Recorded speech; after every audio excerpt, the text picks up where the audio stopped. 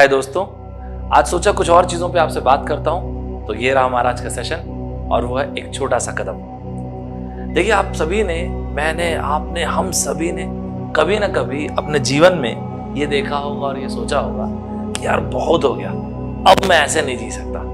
अब ना मुझे तो लगता है कि अब मेरे जीवन में चेंज की आवश्यकता है। कभी ना कभी हम सब ने महसूस किया होगा ना कि अब तो बदलाव का समय आ चुका है और एकदम फुल कमिटेड हो गए होंगे अपने टारगेट के लिए, अपने गोल के लिए, हमको जो अचीव करना है उसके लिए एकदम 100% कमिटमेंट के साथ हम लोगों ने सोचा होगा बिल्कुल सही है, मैं एकदम पम्प्ड अप हूँ, मैं जो भी चाहे वो अचीव कर सकता हूँ और मैं सब कुछ बदल के रख दूंगा। ये समय आ चुका है कि एक जबरदस्त तरीके से अपनी जिंदगी में बदलाव लाऊं, एक बहुत बड़ा जायंट लीप लूं और अपनी जिंदगी में बदलाव लाऊं। बिल्कुल सही बात। ये बदलाव किस तरह का हो सकता है सर? किसी भी तरीके का बदलाव। आप मान लेते एक मैराथन दौड़ना चाहते हैं, आप किसी एग्जाम में फर्स्ट रैंक लाना चाहते हैं, आप जबरदस्त बिल्ड बनाना चाहते हैं, आप हो सकता है कि ड्वेन जॉनसन जैसे, द रॉक की जैसे बॉडी बनाना चाहते हैं। आपने सोचा मुझे बिलियनर बनना है यार, कुछ भी हो, मुझे अपनी जिंदगी से ना दुख दर्द तकलीफ खत्म करना है, चाहे कुछ भी हो। आपने सोचा कि मैं यार कॉलेज का स्टूडेंट हूँ या 10वीं 12वीं का स्टूडेंट हूँ या एक बड़ा स्टूडेंट हूँ जो मुझे एग्जाम देने से एग्जाम में मुझको टॉप करना है, कुछ भी हो ना। हम सभी लोग कभी ना कभी इस तरह के इमोशन से गुजरे हैं। और पता है क्या मजे की बात, हम फुल्ली कमिटेड रहते हैं अपने टारगेट के लिए। हम फुल्ली एकदम सोच चुके होते हैं कि मैं ये तो बन के रहूंगा। तो ये गलत है क्या सर? बिल्कुल गलत नहीं। हम एकदम मोटिवेशनल वीडियोस देखते हैं, जबरदस्त चीजें डायरी में लिखते हैं, मोटिवेशनल मूवीज देखते हैं, एकदम पंप्ड अप रहते हैं और अपने गोल्स के लिए कमिटेड रहते हैं। लेकिन आपने मेरे हिसाब से ये भी अनुभव किया होगा कि थोड़े दिन में यार वो मोटिवेशन ना फेड अवे कर जाता है और कहीं ना हम महसूस करते हैं, एकदम एग्जॉस्टेड सा महसूस करते हैं। मैं एकदम आपसे सरल सामान्य भाषा में चीजों में बात करना चाहता हूं और कहीं ना कहीं मैं, आप, हम सभी ना, हम ऐसा करना नहीं चाहते। हम अपने टारगेट के लिए कमिटेड रहना चाहते हैं। एक बहुत अजीब सी फीलिंग आती है कि यार मैं ईमानदारी से मेहनत करना चाहता हूं लेकिन मैं क्यों नहीं कर पा रहा हूं। मैं ना वाकई में बनना चाहता हूं बिलियनर, लेकिन पता नहीं क्यों नहीं कर पा रहा। मैं टारगेट अपना अचीव करना चाहता हूं, मैं एग्जाम में टॉप करना चाहता हूं, मैं अपनी जिंदगी में सब अच्छा करना चाहता हूं, बट पता नहीं क्यों नहीं कर पा रहा। अगर आप थोड़ा सा इसको और सोचें तो हमारे ब्रेन में 3 चीजें बैठी हुई हैं और ये 3 चीजें हैं। सबसे पहली चीज कि बदलाव के लिए ना कुछ बहुत जबरदस्त और बहुत कड़ी मेहनत चाहिए और गजब का बहुत बड़ा मैसिव चेंज चाहिए, जो कि बहुत डिफिकल्ट है लाना। It is extremely hard. दूसरी चीज, जिंदगी में बड़े बदलाव के लिए आपको बहुत बड़े बड़े कदम उठाने पड़ेंगे।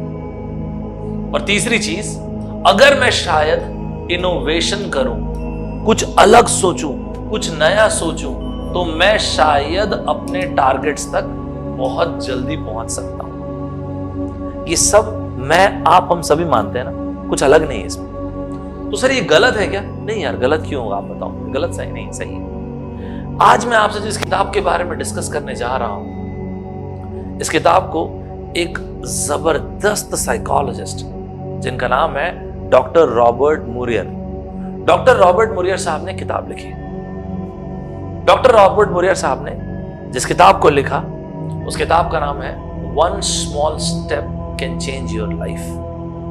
और इस पर्टिकुलर किताब में उन्होंने एक सिद्धांत का जिक्र किया और वो सिद्धांत है द काइनेजन वे।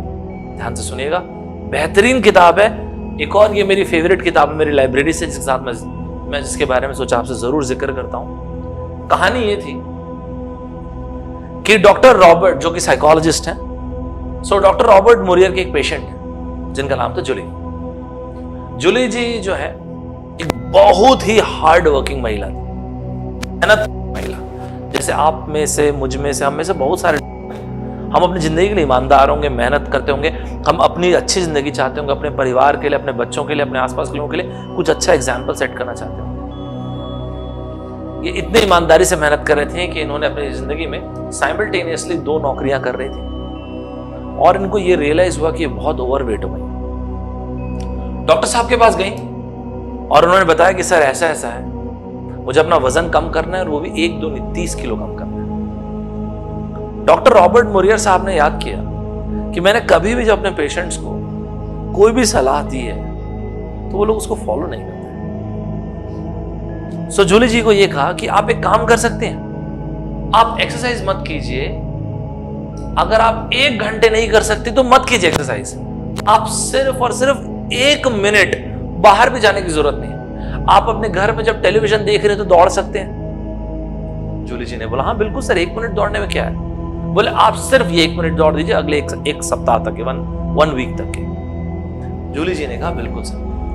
1 सप्ताह समाप्त हुआ, इन्होंने 1 वीक तक के 1 मिनट रनिंग किया, और जैसा हम सबको लगता है ना, हम सबके अंदर एक बच्चा तो होता है ना, इनको बहुत ही अच्छा लगा और ये गए वहां पे। उन्होंने कहा कि रॉबर्ट साहब आपने जैसा बोला था मैंने वैसा किया, पूरे 1 हफ्ते तक 1-1 मिनट डेली दौड़ती रही। अब सर बताइए जूली जी, अगर आप कंफर्टेबल हो तो सिर्फ 1 मिनट और हम बढ़ा सकते हैं। बिल्कुल सर। अगले 1 हफ्ते पूरा वो 2 मिनट तक दौड़ते रहे, और ये सिलसिला चलता रहा। और ये सिलसिला तब तक चलता रहा जब तक जूली जी जो 30 kg ओवरवेट थी वो एकदम अपने परफेक्ट शेप में नहीं आ गई, एकदम फिट हो गई। इस चीज से हम क्या समझ पा रहे हैं, ये जो सिद्धांत है, जो द काइनेजन वे है, ये जिंदगी को बिल्ड करने के बारे में बात करता है, ब्रिक बाय ब्रिक। ध्यान से सुनिएगा, जब द्वितीय विश्व युद्ध समाप्त हुआ था, द्वितीय विश्व युद्ध में बहुत पूरी दुनिया में छत विच्छत हो गई थी पूरी दुनिया, तब जापान, जिसके ऊपर हिरोशिमा और नागासाकी के ऊपर 2 एटम बम गिराए गए थे और जापान की हालत बहुत खराब हो गई थी, तब जापान को दोबारा खड़े करने के लिए, जापान के मैन्युफैक्चरिंग सेक्टर को, इंडस्ट्रीज को दोबारा खड़े करने के लिए वहां पे लोगों को यह कहा गया कि आप कोई ऐसा आउटस्टैंडिंग आइडिया मत ढूंढिए, ये मत मुझे बताइए कि कौन सी बहुत बड़ी मशीनें खरीदे, कौन से बड़ी बड़ी चीजें करें जिससे हम अपने देश का इंडस्ट्री, अपने देश की मैन्युफैक्चरिंग सेक्टर को अच्छा कर सकते हैं। आप ये बताइए कि हम 1% इंप्रूवमेंट कैसे कर सकते हैं। आप ये बताइए हम 1% इंप्रूवमेंट एफिशिएंसी में, प्रोडक्शन में, सभी चीजों में 1% का बदलाव कैसे ला सकते हैं, हर रोज क्या बदलाव कर सकते हैं और उसको रिपीटेटिव मोड में कैसे कर सकते हैं। आप यकीन नहीं करेंगे, पूरे देश में ऐसे अलग अलग इंडस्ट्रीज में इस तरह की चीजें लाई गई और सजेशन बॉक्सेस लगाए गए। लोगों ने बहुत सारे सजेशंस दिए और सजेशंस को इंप्लीमेंट किया गया और जापान गजब के तरीके से ग्रो किया और one of the most developed economies में आने लगा। अगर आपने इस कंपनी का नाम सुना होगा, आज दुनिया की सबसे बड़ी कार मैन्युफैक्चरिंग कंपनी का नाम है टोयोटा। आप एक बार सोच के देखिए, टोयोटा उस देश की कंपनी है जो 2nd वर्ल्ड वॉर हारा, वो देश जिसके ऊपर 2 बॉम्ब गिराए गए थे हिरोशिमा और नागासाकी में, उस देश की एक कंपनी जो कि दुनिया की सबसे बड़ी कार मैन्युफैक्चरर है। तो सर आप क्या कहना चाहते हैं? मैं आपसे ये कह रहा हूं कि आप ये मत सोचिए ना कि मैं जबरदस्त बॉडी बनाऊंगा, मैं एक जबरदस्त marathon, full marathon, half marathon दौड़ूंगा, मैं इस एग्जाम में टॉप करूंगा, मैं सिगरेट पीना छोड़ दूंगा।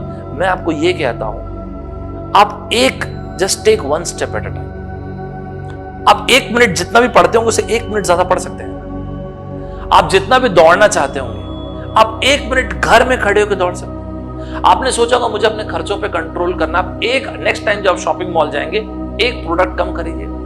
आपने सोचा होगा मुझे अपनी सेविंग्स बढ़ानी है, मैं बोलता हूं 1 रुपया एक्स्ट्रा सेव करके देखिए। आपको लगेगा सर किस तरह की बातें कर रहे हैं आप, 1 रुपए और 1 से क्या होगा सर, पूरा जीवन निकल जाएगा, हो सकता है शायद नेक्स्ट जन्म भी निकल जाए। देखिए हमारी साइकोलॉजी कैसे काम करती है आपको बताऊं। हमारी साइकोलॉजी कुछ ऐसे काम करती है, जब आप किसी चीज को कंटिन्यूअसली करते हैं, जब आप 1 मिनट डेली एक जगह पे खड़े होकर दौड़ेंगे, जब आप डेली पढ़ाई करने में 1 मिनट का इंक्रीमेंट करेंगे और इस चीज को जब 1 हफ्ते तक करते जाएंगे तो आपको बहुत अच्छा लगेगा। वो अच्छा लगना जरूरी है, तो डोपामाइन का सिक्रीशन होता है। मैं किसी दिन साइकोलॉजी पे भी जरूर बात करूंगा, dopamine, serotonin and non epinephrine. तो आपको साइकोलॉजिकली बहुत अच्छा लगने लगता है। कोई भी टारगेट आपने कंप्लीट किया, आप याद कीजिए, कोई आप ड्राइंग कर रहे होंगे, कोई आपने बचपन में कोई खिलौना आप बना रहे होंगे, ताश का वो घर बना रहे होंगे, आपने जब कंप्लीट किया हो तो कितना मस्त अचीवमेंट की फीलिंग है। वो अचीवमेंट की फीलिंग इंपॉर्टेंट है। आपने सोचा यार मैं बहुत ज्यादा स्मोक करता हूं, मैं आज से 1 सिगरेट कम पीऊंगा। यार मैं तो 1 ही सिगरेट पीता हूं लेकिन मुझे छोड़ना है, मैं 1 पफ कम लूंगा। मैं बहुत खर्चे करता हूं यार, आज से मैं 1 रुपए कम खर्च करूंगा, आज से मैं 1 रुपए और ज्यादा सेव करूंगा। जब आप इस तरह की चीज को day in and day out करते हैं तो आपको बहुत मस्त फीलिंग आती है, बिकॉज डिसिप्लिन आपको गजब की फीलिंग देता है। और आपको ये रियलाइज नहीं होता और आपको ये फील नहीं होता कि कब ये मस्त चीज आपकी आदत में तब्दील हो गई और वो आदत फिर आपको एक स्ट्रॉन्ग विल पावर में तब्दील हो जाती है। कुछ इसी तरह की बात एक और मेरी फेवरेट किताब है, अगर आप चाहें तो इस किताब को भी रेफर कर सकते हैं, लाजवाब किताब, how to be an perfectionist को कट किया, how to be an imperfectionist. लाजवाब किताब स्टीफन गाइस साहब की किताब है। इस किताब में जो इन्होंने बोला है वो कुछ इसी तरह की बातें कहा है। अगर आपने सोचा कि अब मैं सुबह उठ के दौड़ूंगा यार, आप सुबह उठे, आपको लगा यार मन नहीं कर रहा है दौड़ने का, यार कल से दौड़ूं क्या, इसको बोलते हैं सर्कमस्टेंशियल थिंकिंग। आपके चारों तरफ की जो सिचुएशन है, जो सर्कमस्टेंसेस है, इसके आधार पे आपने डिसीजन लिया। तो इन्होंने कहा आप ऐसे डिसीजन ले जैसे नेवी सील ऑफिसर्स लेते हैं, और इसे बोलते हैं प्रोसीजरल थिंकिंग। प्रोसीजरल थिंकिंग में जिस किताब में संक्षिप्त में आपको बताता हूं, प्रोसीजरल थिंकिंग का मतलब यह है जब आप सुबह उठे हैं ना, इररिस्पेक्टिव ऑफ द फैक्ट कि आपको मन कर रहा है कि नहीं, सिर्फ नेक्स्ट स्टेप के बारे में सोचिए, सिर्फ नेक्स्ट स्टेप। नेक्स्ट स्टेप है मुझे बेड से बाहर उठना है, बस। जब आप बेड से बाहर उठ गए ना, तो नेक्स्ट स्टेप के बारे में सोचिए कि मुझे फ्रेशन अप होना है। फिर एक सिर्फ नेक्स्ट स्टेप के बारे में सोचिए मुझे शू पहनना है। नेक्स्ट स्टेप के बारे में सोचिए कि मुझे बाहर निकलना है। फिर अगले स्टेप के बारे में सोचिए मुझे दौड़ने जाना है।